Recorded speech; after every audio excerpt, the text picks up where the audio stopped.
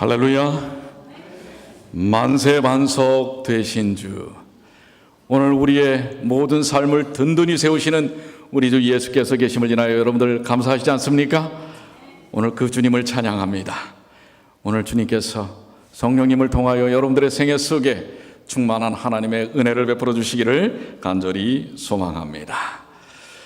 저는 오늘 참 제목이 어이없습니다.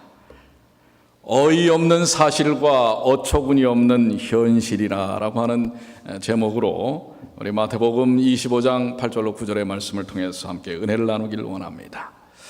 지난 주간에는 정말 어이없는 일들, 어처구니 없는 일들이 일어나신 거 여러분들 아십니까? 지난 아마 28일인가요? 브라질 축구리그 소속팀 선수 81명을 태운 비행기가 28일 지난 주간입니다. 바로 콜롬비아에서 어떻게 됐어요? 저 지금 비행기 출발하기 직전에 찍은 사진인데 그 비행기가 착륙 단 3분을 남겨놓고 추락을 했습니다. 완전히 부서졌죠. 그래가지고 75명이 사망을 하고 단 6명이 생존을 했는데 그 중에 한 명도 나중에 숨을 병원에서 거뒀다고 합니다. 이 외신 보도에 따르면 브라질을 출발해서 볼리비아의 산타크루스를 경유한 전세 비행기는 콜롬비아 서북부 메데인 국제공항으로 향하던 중 오후 밤 10시 15분에 추락을 했습니다. 사고 비행기에 타고 있었던 이 축구 선수들, 어떤 면에는 그들은 그렇게 얘기를 해요. 기적을 이루었던 사람들이라고. 왜냐하면은 거기에 이제 22명의 축구 선수와 21명의 축구 기자들이 탔는데요. 이 조그마한 사페코엔시라고 하는 시에 소속되어 있는 축구 선수들입니다. 그런데 사실은 지난 몇 년 전까지만 해도 4부 리그, 아주 저 밑바닥 리그에 있던 팀이었는데 불과 2년 전인가 3년 전에 1부 리그로 올라와서 드디어 올해 그 남미에 있는 이 프로 축구 선수들 대항전에서 결승전에 지금 올라간 것입니다. 그러니까 얼마나 지금 이 흥분의 이 기쁨에 들떠 있는 시간입니까? 이제 마지막 결승전을 향해서 이제 콜롬비아 팀과 경기를 벌이기 위해서 떠난 겁니다. 1973년에 창단된 이후에 2014년에 1부 리그에 이 진출을 한 것입니다. 그런데 여러분들, 왜 제가 어이없는 사실이라고 말씀을 드리냐면 이 비행기가 왜 떨어졌는지 아십니까? 콜롬비아 민간 항공청의 항공안전부장 브래디 보닐라는 사고 당시 기체에 연료가 없었다는 것입니다. 연료 부족으로, 비행기가 연료 부족으로 떨어진 것입니다. 이에 대한 원인 규명 작업을 지금 시작을 했다고 하는 것인데요.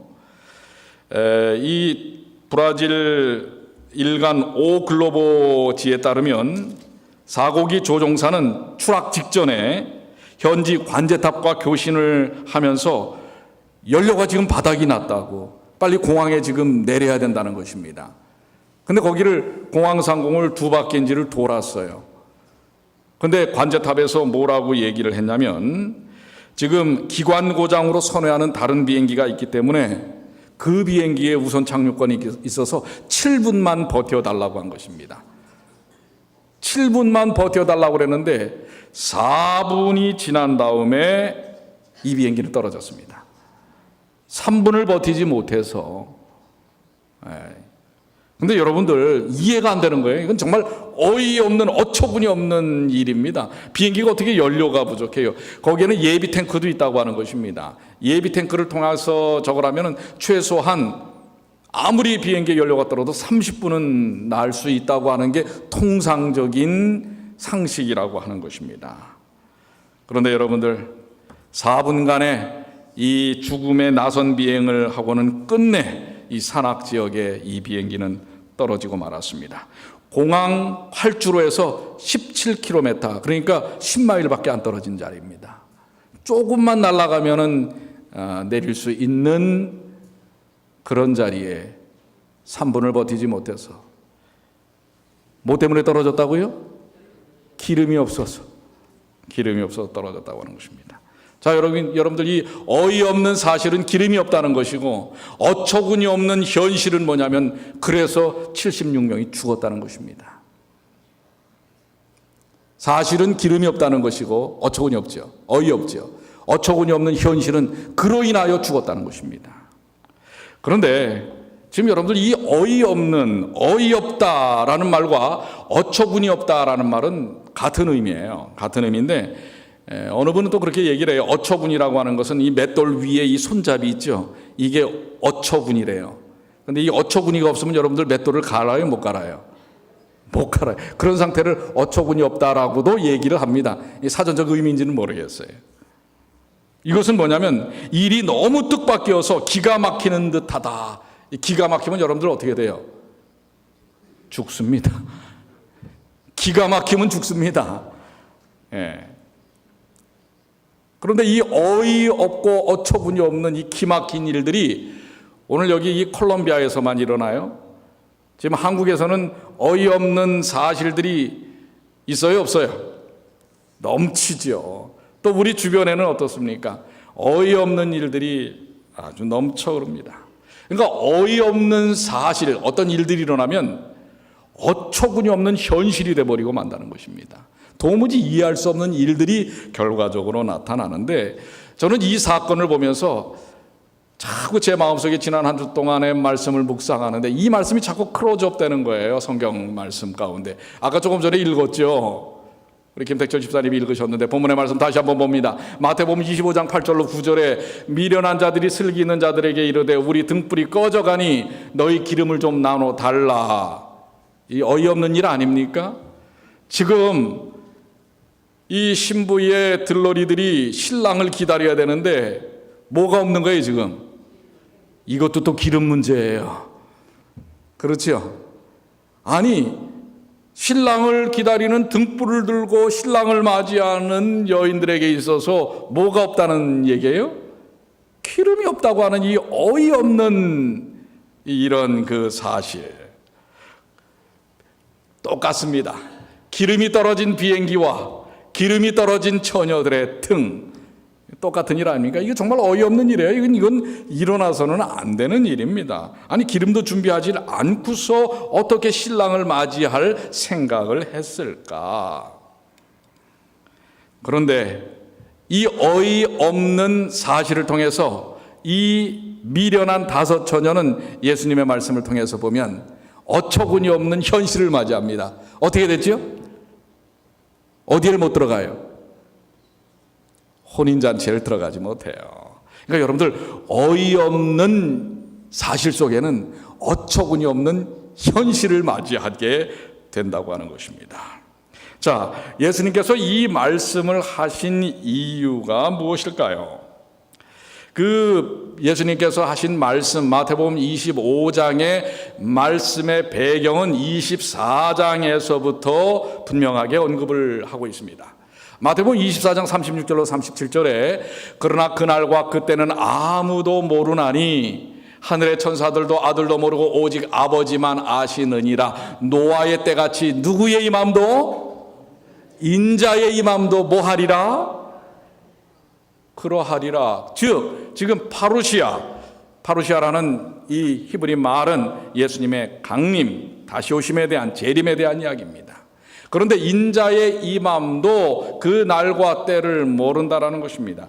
재림을 준비하지만은 어처구니 없는 현실을 맞이할 수 있다고 하는 것입니다.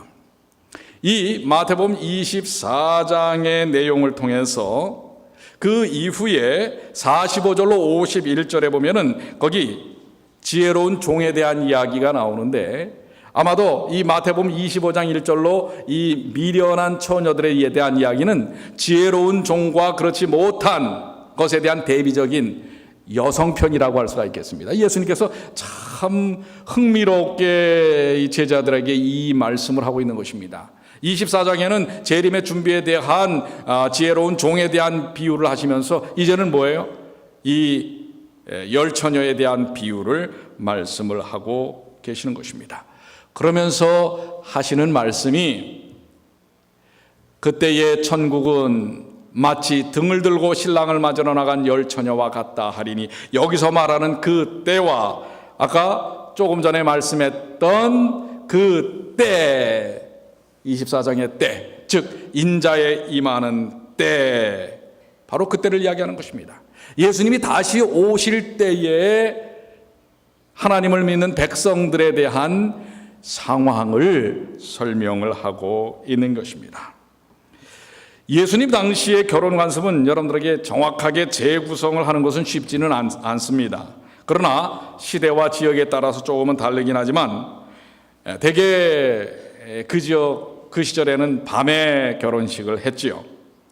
그런데 혼인식 전날 밤에 신부 집에는 흰 옷을 입은 신부 들러리들이 신부와 함께 있다가 신랑이 오는 것을 기다립니다.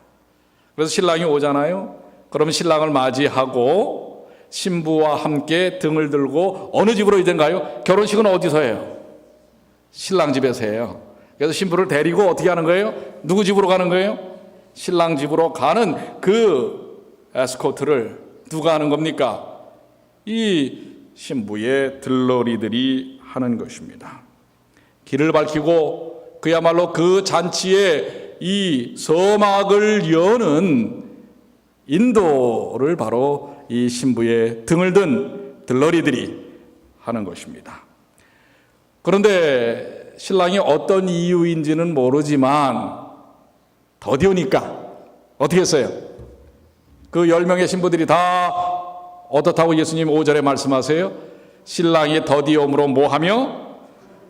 졸며 잘세. 저도 결혼한 지가 이제 한 30년 되니까 오래되기는 했지만은 죄송합니다. 여기 뭐 한 4, 50년 된 분들도 계시는데 그 결혼식 준비에 대한 기억을 되짚어 보면 참 쉽지 않구나라는 거예요. 쉽지 않은 거예요. 뭐 결혼식장에 대한 거 여러 가지 뭐 다 챙겨야 할 것들, 그래서 참 어떻게 했는지 모르겠어요. 아마도 이 이스라엘의 신랑들은 신부를 향한 지창금 문제라든지 또 여러 가지 때문에 혹 늦어졌는지 모르겠습니다. 이것은 아마도 예수님께서 이렇게 표현하신 것은 제자들이 기대한 것보다도 예수님의 다시 오심이 늦춰질 수 있음을 의미하는 것이라고 할 수가 있습니다. 그렇기 때문에 다 뭐예요? 신랑이 옴을 기대하고 준비는 했지만 제대로 준비하지 못한 사람들도 있습니다. 그러나 시간이 늦춰지니까 다 어떻게 돼요? 졸고 있는 것입니다. 특별히 이 등에는 감람유를 계속해서 공급을 해줘야 그 등이 환히 비춰질 수 있는 것입니다. 그러나 신랑이 왔다고 하는 순간에는 이제 화들짝 놀라서 10명의 처녀들이 다 깼지요. 여러분들이 아시는 대로 5명은 충분한 기름을 준비했기 때문에 신랑을 맞이했습니다. 그러나 5명은 이제 불이 꺼져가는 거예요. 신랑을 맞이할 수 없으니까. 그러니까 우리 함께 있던 슬기로운 5 처녀에게 기름을 부탁하지만은 그렇게 되면 다 함께 망하는 것이니까 할 수 없다고 하는 거죠. 그래서 파는 자에게 가서 사라고 하는 것입니다. 갔다 온 동안에 이미 어떻게 되었습니까? 그렇죠. 여러분들이 아시는 것처럼 이미 이제 결혼식은 시작이 됐고 그 문은 닫혀버리고 만 것입니다. 자, 이 10처녀의 비유에 대한 부분들을 여러분들 생각하시면서 정말 어떻게 보면 참 어이없는 사실 아닙니까? 아니, 분명히 신랑을 위하여 준비해야 될 10명의 처녀들 중에 5명은 제대로 준비되어 있지 못하다고 하는 것입니다. 그건 정말 어이없는 사실입니다. 그런데 이런 일들이 오늘날 우리들의 삶 속에서도 재림을 기다리는 하나님의 백성들에게서도 일어날 수 있다는 이야기를 실물교훈 410쪽에는 좀 더 우리에게 쉽게 이해하도록 설명하고 있습니다. 여기는 이런 말씀을 하고 있어요. 처음 얼마 동안은 그들 사이에 별다른 차이를 보일 수가 없었다. 5명 슬기롭건 또 미련하건 별로 차이가 없었어요. 그런데 이러한 상징적으로 나타나는 것은 오늘날 현대적인 의미에서 무엇이라고 여기 설명하냐면, 이와 같이 그리스도의 재림 바로 직전에 사는 교회도 그러하다. 모든 사람이 다 성경의 지식을 가지고 있고 그리스도께서 오실 때가 가까웠다는 기별을 들으며 그분이 오실 것을 확신하며 기다리고 있다. 그러나 비유 가운데 나타나는 일들을 오늘날에도 볼 수 있다. 사실 여기 이 부분에 대하여 미련한 처녀들을 뭐라고 실물교훈을 설명하냐면, 이 미련한 처녀로 대표되는 계급은 외식하는 자들이 아니다. 가짜로 신앙생활하는 사람이 아닙니다. 그들도 뭐예요? 나름대로는 열심히 신앙생활을 하는 사람이라고 하는 것입니다. 그들은 진리를 존중하고 진리를 옹호하고 진리를 믿는 사람들에게 매혹된 사람들입니다. 그 미련한 처녀들마저도요. 그러나 저희는 문제가 하나 있어요. 여러분들, 그 기름은 무엇을 상징하죠? 등에 담는 기름은 무엇을 상징해요? 성령을 상징합니다. 즉 그들도 진리를 옹호하고 믿음을 갖고 진리를 존중하고 진리를 믿는 사람들과 함께하는 하나님의 백성이지만, 그러나 저희는 성령의 역사에 순종하지 않고 성령이 그들 가운데 함께하지 않는다고 하는 것입니다. 그렇습니다. 그들은 성령이 결핍되어 있습니다. 하나님의 성령 없이 하나님의 말씀만을 아는 것은 아무 소용이 없다고 실물교훈은 이야기하고 있어요. 그러니까 성령 없이도 말씀의 지식을 알 수가 있어요. 지식을 쌓을 수가 있어요. 그런데 성령이 없이는 여기 있는 표현대로 하면 아무 소용이 없다고 하는 것입니다. 성령의 감화가 없는 진리의 이론만으로는 사람의 심령을 깨우치고 마음을 심화시킬 수 없다. 우리가 비록 성경의 말씀과 약속에 정통하다 할지라도 하나님의 영이 진리를 깊이 깨닫게 하지 않을 것 같으면 우리의 품성은 변화되지 않을 것이다. 그렇습니다. 그러니까 말씀을 많이 듣고 말씀을 읽고 말씀을 알아도 성령이 계시지 않으면, 이 등은 말씀이거든요. 그런데 성령이 없으면 그 등에 불이 환히 비춰질 수 없다고 하는 것입니다. 그래서 성령이 없을 때는 그들은 말씀에 대한 감화력이 순간적이라고 하는 것입니다. 성령이 없이도 감화력은 있어요. 그러나 순간적이라고 하는 것입니다. 그리고 단지 피상적이고 표면적인 행위만으로 만족한다고 하는 것입니다. 그렇기 때문에 본질적으로 그들은 하나님을 제대로 알지 못한다는 것입니다. 그리고 하나님께서 그들의 삶 속에 내재해 계시지 않는다고 하는 것입니다. 그렇기 때문에 하나님으로 인하여 변화되는 삶도 살기 어렵고, 점점 봉사는 하지만 그 봉사가 어떻게 돼요? 저하되고 형식화된다고 하는 것입니다. 그래서 에스겔은 이렇게 이야기를 하고 있어요. 에스겔서 33장 31절에 내게 나오며 내 백성처럼 내 앞에 앉아서 내 말을 들으나. 그러니까 지금 뭐예요? 하나님 앞에 나와가지고 백성처럼 말씀을 듣고 하지만 뭐가 문제라고요? 그대로 행치 아니하니 이는 그 입으로는 사랑을 나타내어도 마음은 이욕을 쫓음이라. 말로는 사랑합니다 하고 신앙인으로서의 할 것은 다 한다고 하는 것입니다. 그런데 뭐예요? 그 본질적인 마음은 이욕, 세상적인 욕심을 쫓는다고 하는 것입니다. 이게 바로 여러분들 참 어이없는 일입니다. 아니, 그때까지 신랑을 맞이하기 위하여 그들이 준비하고 기다렸는데, 여러분들 혼인잔치에 들어가지 못하는 이것은 정말 어이없는 일이에요. 그런데 그 어이없는 일을 오늘날 이 시대 속에서도 할 수가 있다고 하는 것입니다. 그러면 이 어이없는 사실의 원인을 좀 한번 분석해 볼 필요가 있어요. 그럼 도대체 이 미련한 다섯 처녀는 왜 이런 어이없는 이런 일들을 하게 되었는가? 데살로니가전서 5장 3절 한번 다 같이 읽어볼까요? 저희가 시작. 저희가 평안하다 안전하다 할 그때에 잉태된 여자에게 해산 고통이 이름과 같이 멸망이 호련히 저희에게 이르리니 결단코 피하지 못하리라. 자, 이 사람들은 위태로운 때에도 평안하다 안전하다고 부르짖는다는 것입니다. 저들은 저희 마음을 안심시키고, 그러니까 자기 마음도 괜찮아. 즉 이들이 잘 하는 표현이 뭐냐면 괜찮아요, 괜찮아. 그렇게 해도 괜찮아. 즉 뭐예요? 그 비행기에 조종사도 전 그래요. 조종사도 아마 숨을 거둔 것 같은데요. 그 계기판을 제대로만 체크를 했으면, 또 비행기를 띄우기 전에 그것을 정비하는 정비공이 기름을 제대로만 충전시켰으면, 근데 그 정도는 날아갈 수 있을 거야, 괜찮아, 충분해. 오늘 이게 문제라고 하는 것입니다. 즉 뭐예요? 평안하다, 안전하다. 지금 오늘날 세상에서 일어나는 일들이 바로 그런 현상이라고 하는 것입니다.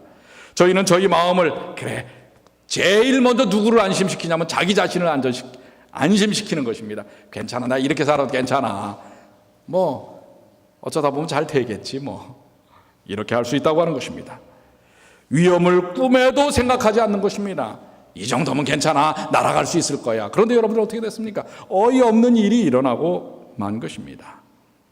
즉 그 판단을 자기중심적으로 하는 거예요. 자기 욕심이나 귀찮음이나 또 이기심이나 잘못된 판단이나 경험에다가 맞추게 되면 바로 이런 어이없는 일을 그냥 여러분들 매뉴얼대로, 말씀대로 한다면 그게 해결이 돼요.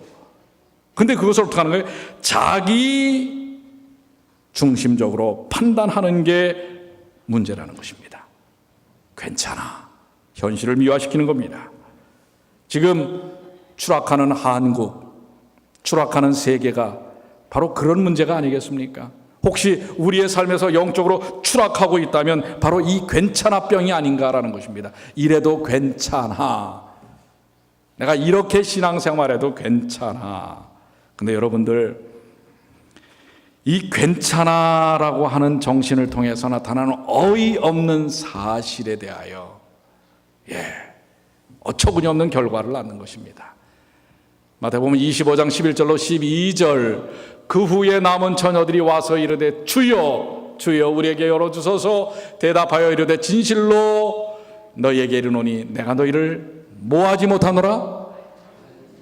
근데 이건 정말 어처구니 없어요. 예수님의 답변도 어처구니가 없습니다. 죄송합니다, 예수님의 답변은 어처구니 없다고 얘기해서.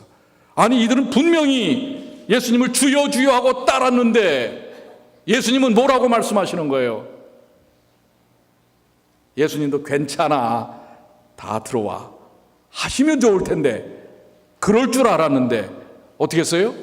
내가 너희를 알지도 못하신대요. 여러분들, 심판의 문제는 그렇습니다. 우리에게 주어지는 은혜의 기회들은 무궁무진합니다. 그러나 그것이 이미 끝나버린 상태에서는 그들이 아무리 가서 기름을 보충을 해서 사와도 이미 때는 뭐하리? 늦으리.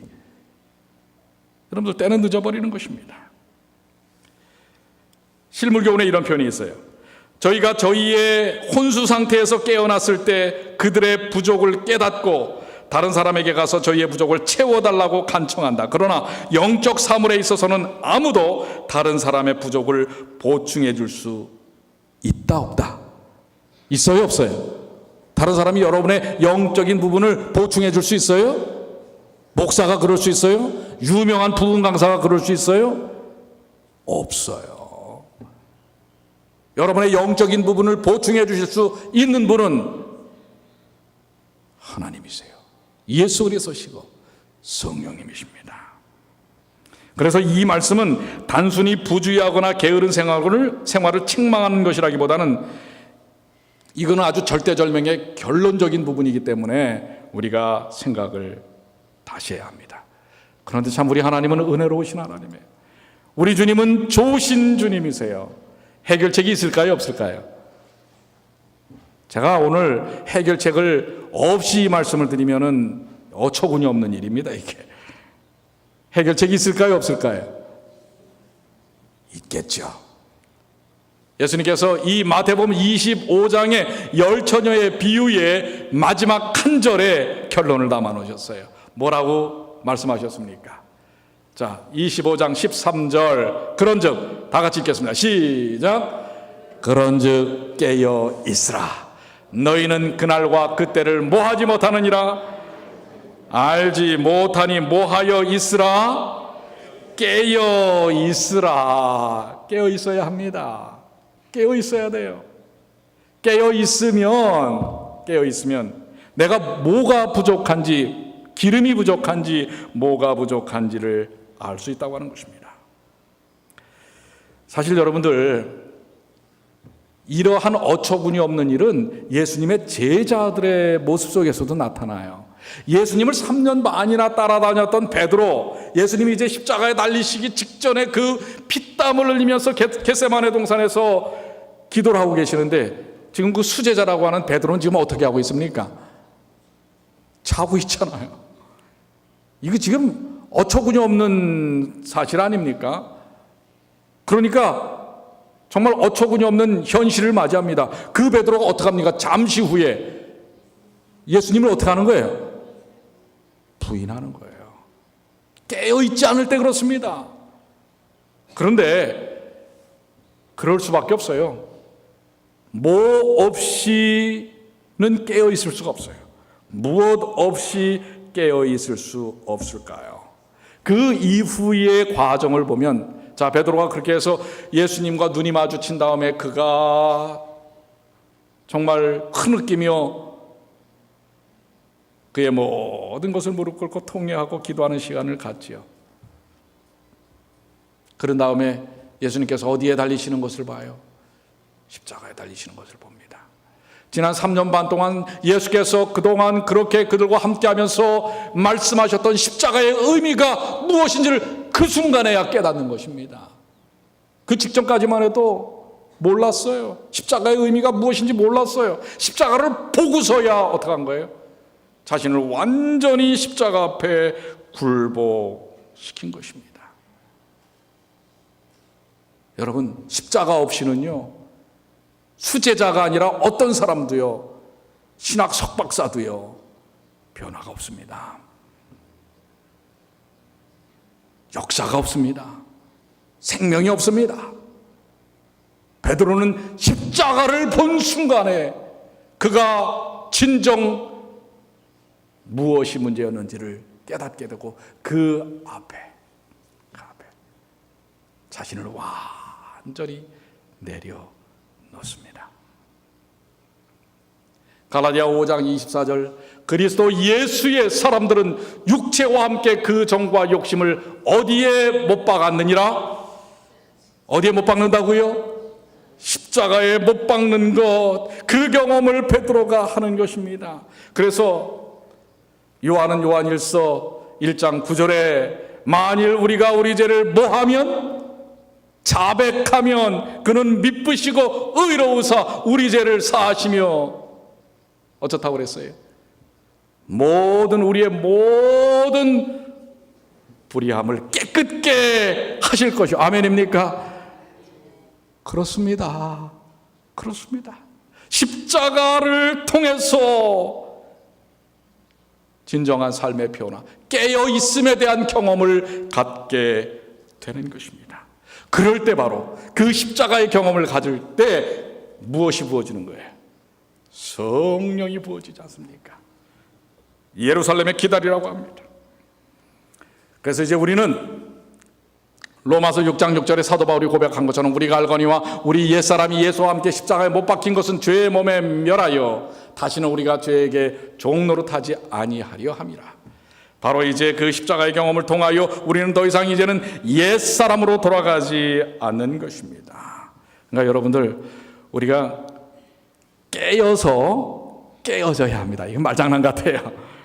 깨어져야 되는데 십자가 앞에 깨어져야 합니다. 누가복음 20장 17절로 18절 우리 한번 다 같이 읽겠습니다. 저희를 보시며 가라사대, 시작. 저희를 보시며 가라사대, 그러면 기록된 바 건축자의 버린 돌이 모퉁이의 머릿돌이 되었느니라 함이 어찌미뇨. 무릇 이 돌 위에 떨어지는 자는 깨어지겠고 이 돌이 사람 위에 떨어지면 저를 가루로 만들어 흩으리라 하시니라. 우리가요, 십자가 앞에 깨어지지 않으면 어처구니 없는 일을 당합니다. 어이없는 일을 당합니다. 우리가 신앙생활을 하면서도, 수십 년 신앙생활을 하면서도 십자가 위에서 깨어지지 않으면, 십자가 아래서 깨어지지 않으면 우리는요, 그 신앙의 의미가 의미 없게 된다고 하는 것입니다. 아주 어처구니 없게 돼요. 그 뭐예요? 미련한 다섯 자녀처럼. 왜요? 그들도 얼마나 열심히 신앙생활을 했어요. 나름대로는. 그러나 깨어짐의 경험이 없는 거예요. 그리고 거기에 뭐예요? 성령의 부어짐이 없는 것입니다. 근데 예수님께서 그들이 깨어지며 채워지는 것을 예수님께서 제자들과 함께하는 삶을 통하여 충분히 미리 보여주셨어요. 여러분들, 예수님께서 제일 먼저 공생애를 하면서 시작하셨던 일이 뭐예요? 어디에 참석하신 일이에요? 혼인잔치예요. 오늘 지금 혼인잔치 비유를 마지막에 얘기를 하시는데, 이 혼인잔치를 통해서 이미 예수님께서는 우리에게 무엇을 주시려고 하시는지를 보여주셨어요. 자, 가나의 혼인잔치에 참석하셨는데 뭐가 떨어졌어요? 포도즙이 떨어졌잖아요. 잔치에서 이제는 뭐예요? 음료가 떨어진 거예요. 예수님이 하신 말씀이 있어요. 종들을 시켜서 뭐 하라고 그랬어요? 항아리에다가 뭘 부라? 이거 어이없는 일 아닙니까? 아니, 지금 포도즙이 떨어졌는데 맹물을 갖다 부라고요? 그런데 여기 바로 진정한 채움에 대한 역사, 하나님께서 우리에게 성령을 부어주시는 기름을 채우는 채움의 역사를 이미 거기서 예시하신 거예요. 못대로만 하면 돼요. 못대로만 하면 되죠? 주님의 말씀대로만 하면 되는 것입니다. 오늘 여러분들이시여, 우리가 우리의 생애 가운데서 기름이 풍성하게 채워질 수 있는 방법은 아주 단순합니다. 뭐대로만 하면 돼요? 말씀대로만 하면 되는 것입니다. 맹물을 채웠는데 뭐가 되신 거예요? 포도즙으로 만들어 주신 것입니다. 아주 단순한 방법으로 우리의 영적인 필요를 성령을 채워 주십니다. 하나님께서 말씀하신 대로 채우면 되는 것입니다. 깨어서 말씀을 채우시면 돼요. 우리가 말씀을 채워 넣으면 내가 이 말씀을 잘 알지도 못하는데, 근데요, 이 말씀은 진리의 영이신 성령께서 우리에게 가르치시는 바십니다. 그렇기 때문에 말씀을 정말 주님의 방법대로 채우기만 하면 거기에서 성령의 역사가 일어나요, 안 일어나요? 일어나는 것입니다. 이게 바로 가나의 혼인잔치에서 예수님께서 보여주신 것입니다. 여러분들, 저는 이제 말씀을 좀 정리를 해나가면서요, 이 세상에서 가장 어이없는 사실이 뭔지 아십니까? 어이없는 사실이 뭐예요? 그 비행기가 떨어진 게 아니에요. 기름 없는 비행기가 떴다는 게 아니에요. 저는 이번 말씀을 묵상하면서 제일 어이없는 사실은 예수께서 이 땅에 오셨다는 것입니다. 아멘 아닙니까? 우주의 왕이신 하나님께서 이 땅에 오셨다는 거예요. 그리고 또 뭐예요? 이 땅에 다시 오실 것이라고 하는 것입니다. 이건 정말 너무도 놀라운 일입니다. 그런데 그것을 통한 어처구니 없는 현실은 뭔지 아십니까? 나 같은 사람이 그분을 통하여 그로 인하여 뭘 받았다는 거예요? 구원을 받았다는 거예요. 놀랍지 않습니까? 세상에 가장 뭐한 일이에요? 놀랍고 뜻밖이고 기가 막힌 일입니다. 주님께서 이 땅에 오셨고 우리를 위하여 십자가에 달리셨고 3일 만에 부활하셨고 다시금 이 땅에 오시겠다고 약속하시고 오신다는 것입니다. 이것이야말로 놀라운 일입니다. 그래서 오늘 이 놀라운 어이없는 사실을 통한 어처구니 없는 이 현실을 맞이하는 믿음을 통하여 십자가를 통하여 사는 사람들은 결코요 여러분들 떨어지지 않습니다. 그 비행기가 기름 없이 떨어지는 것처럼 그 미련한 다섯천처럼 기름이 떨어져서 혼인잔치에 못 들어가는 것처럼 문이 막혀버리는 게 아닙니다. 저는 오늘의 말씀을 기름으로 시작하여 기름으로 끝내려고 합니다. 자, 오늘 마태복음 26장 13절에 정말 그리스도의 십자가를 통하여 구원의 기쁨을 가진 성령의 기름이 채워진 한 여인의 삶을 통하여 나타나는 게 무엇입니까? 한 여자가 매우 귀한 향기로운 기름입니다. 향수죠. 향유 한 옥합을 가지고 나와서 식사하시는 예수의 머리에 부으니 너무나 어이없는 경험을 한 것입니다. 자기 같은 사람이 주님으로 인하여 구원받은 것에 대하여 기뻐하는 이 여인은 자기가 갖고 있는 세속적인 기름을 하나님을 위하여 쏟아붓습니다. 그랬더니 우리 주님이 어떻게 반응하십니까? 13절에 내가 진실로 너희에게 이르노니 온 천하에 어디서든지 이 복음이 전파되는 곳에는 이 여자의 행한 일도 말하여 저를 기념하라 하시니라. 그의 성령 충만한 생애가 이 세상 끝날까지 그리스도의 십자가의 복음이 증거되는 곳마다 전하여지게 될 것이라고 하는 것입니다. 이게 바로 성령이 충만한, 기름이 충만한 사람들의 삶 속에서 나타나는 것입니다. 향기가 온 누리에 퍼지는 것입니다. 주님을 향하여 모든 것을 내어 맡긴 사람은 주님으로 인하여 채워져서 온 세상에 그 향기를 놀랍게 전파시킨다는 사실을 기억하시게 되길 바랍니다. 오늘 여러분들, 우리는 정말 예수님의 오심을 고대하는 사람들입니다. 그렇지 않습니까? 근데 몇몇 분 대답을 안 하시는 분이 계셔. 그럼 뭐 때문에 지금 여기 계십니까? 예수님의 오심을 고대하는 사람들입니다. 그렇습니까? 꼭 이렇게 소리를 질러야 아멘을 해. 여러분들이 너무 경건하셔서 그래요. 그런데 어이없는 일을 당하면 안 되잖아요. 그렇게 신앙생활했는데 너 나랑 같이 못 간다? 그러시면 여러분들은 어떡하겠어요? 오늘 말씀하신 것처럼 우리 분명하게 기름을 채우시게 되길 바랍니다. 성령의 충만을 경험하시게 되길 바랍니다. 이 여인처럼 자기가 갖고 있는 모든 것을 내놓으면서 주님을 향한 그 마음을 통해 온 세상에 향기가 퍼졌던 것처럼 이 여인의 삶의 모습이 오늘 여러분과 저의 삶의 모습이 되시길 바랍니다.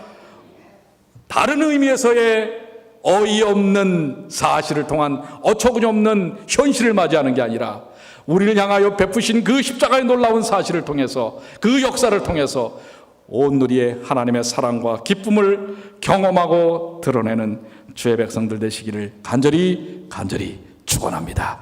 여러분 그렇게 되시길 원하십니까? 그렇게 확신하게 여러분들 마음속에 믿으십니까? 그래서 저는 오늘 마지막 찬미를 이 여인의 마음을 담은 찬미로 우리가 함께 좀 부르면 좋겠다고 생각이 됩니다. 내게 있는 향유옥합. 여러분들 이미 여러분들의 생애 속에 여러분의 등불에 기름을 가득 채우시게 되길 바랍니다.